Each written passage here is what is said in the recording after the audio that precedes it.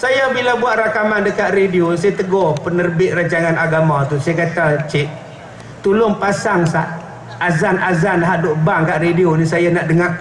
Ada bang tu saya tak puas hati. Dia pasang, ni kata ni betul, ni okey. Ni. Saya kata, yang ni tak usah duk siar, tak betul. Tak betul, saya kata. Tuan-tuan mudah lama tak dengar dalam radio, saya tegur. Dia bang teruk. Allahu Akbar, Allahu Akbar. Siapa? Tuan-tuan pernah dengar tu? Allahu Akbar,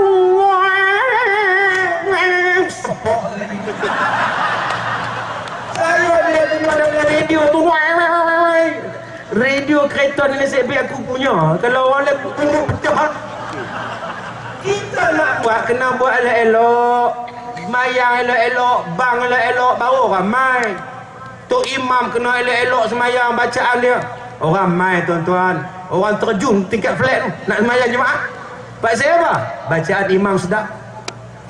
Alhamdulillahi Rabbil Alamin, Ar-Rahmanir Rahim, Maliki Yawmiddin, Iyyaka na'budu wa iyyaka nasta'in, Ihdinas siratal mustaqim, Siratal ladzina an'amta 'alaihim, Ghairil maghdubi 'alaihim waladdallin. Datang.